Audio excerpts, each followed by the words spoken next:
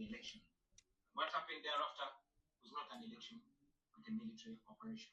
The election was so rigged to the point that even at the polling station where Museveni voted from, he got much more votes than the actual registered voters in the register.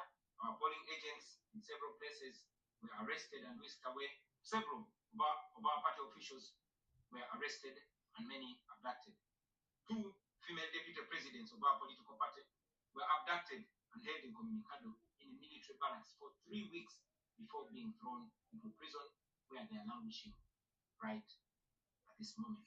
The military was deployed on our streets, shooting on spot whoever dared to challenge the criminality.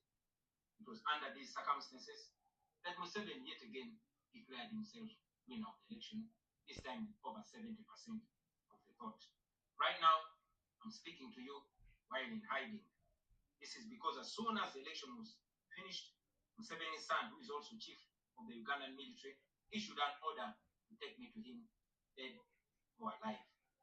The military acted on his order and raided my home. They tortured my family members, humiliated and undressed my wife, accusing her of hiding me. Meanwhile, they were recording and taking pictures of her, which the military chief later on shared on Twitter and bragged about capturing my wife. They also took over my home and surrounded it, and they are occupying my home as we speak right now. My wife and children had to flee the country for fear of their lives. I am in hiding, but I don't want to be in hiding. It was necessary though, so I can stay alive and be able to speak to you right now. I've said it before and I say it again, that I'll resurface at the right time in my country. I feel like the international community has abandoned us.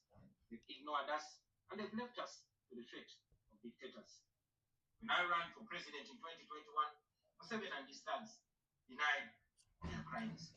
They killed our people and denied it. They tortured people and denied it. They raided our houses and denied it. General Museveni has been a smart dictator because he puts on a suit, goes to the West and to the UN, speaks very nicely about democracy and human rights, but realistically, he does not mean any of those. He talks about our so-called Human Rights Commission in Uganda, but the same person closed the UN Human Rights Office in Uganda 2 years ago because they dared to question him about his atrocities.